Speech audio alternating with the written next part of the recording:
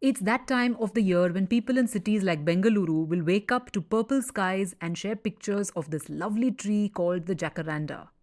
But a few weeks ago, Bengaluru was also in the news for its water problems.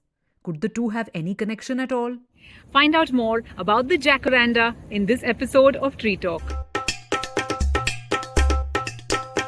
As spring approaches, you'll find Bangaloreans and many people across the world posting pictures of the jacaranda blooming in their city.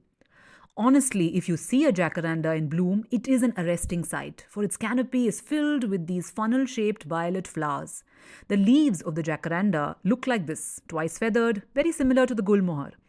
Before blooming, the jacaranda loses all its leaves, and when it blooms, its profusion of flowers fills its canopy and lays out a purple carpet below. And its fruits, which appear a little after the flowers, look like this.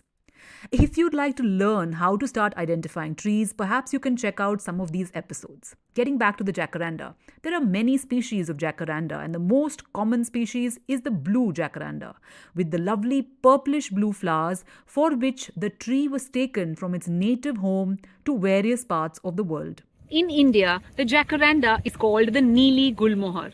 Neeli meaning blue, and Gulmohar is another species of tree with red flowers from Madagascar, but its leaves are very similar to that of the jacaranda. Hence, this tree is called the Neeli Gulmohar. Despite this Hindi name, the jacaranda is not native to India. In fact, it comes from the other end of the world, from South America. The word jacaranda, hence, has South American origins where it means sweet scented. In the Amazon, the jacaranda is associated with the goddess of the moon as it blooms in early spring after a dreary winter. It is also connected with rejuvenation, rebirth, and reincarnation. A legend has it that if a jacaranda flower falls on your head, it will bring you good luck. In some places, the tree is associated with wisdom and hence often planted in schools and universities. In fact, in university campuses in Australia, the jacaranda's blooming coincides with the graduation season. So the trees are closely connected with exam stress.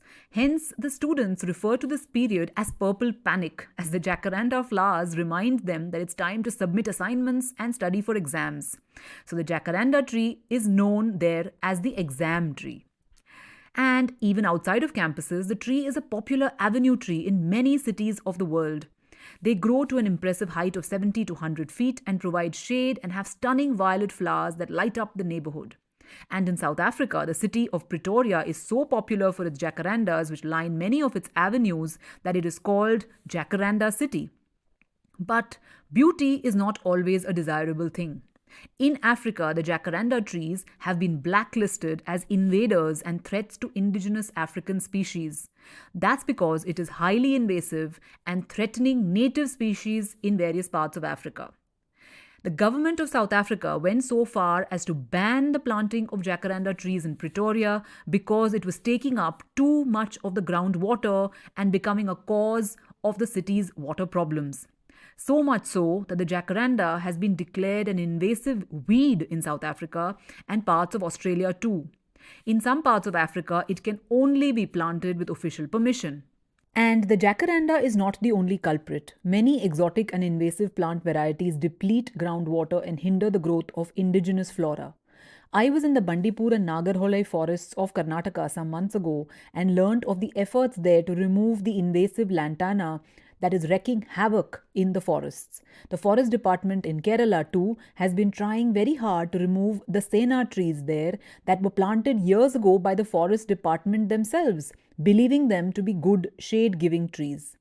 If you'd like to read more about how exotics can be harmful and invasive, you'll find well-explained articles on Mongabay that shares environmental news from across the world, including India. I've linked up their site in the description below.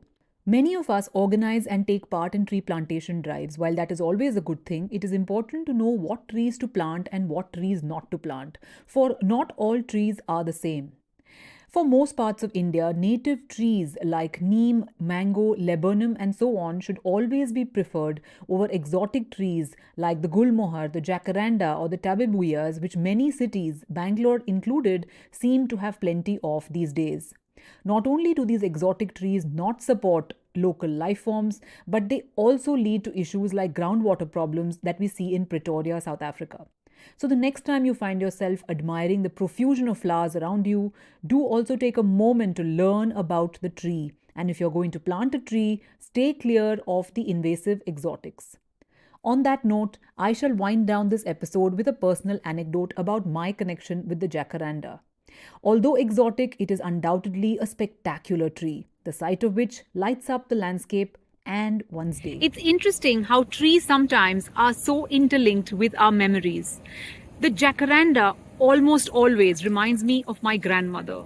She is no more, but she loved the jacaranda tree and found it spectacular. And anytime she saw it, it put a smile on her face and she would point it out to me saying, look at this jacaranda, isn't it gorgeous? So every time I see the jacaranda, I am reminded of my late grandmother. Do you have memories of trees that remind you of people? Write in the comments below. I would love to hear from you. And if you enjoyed this episode, do share it with friends and subscribe to stay posted.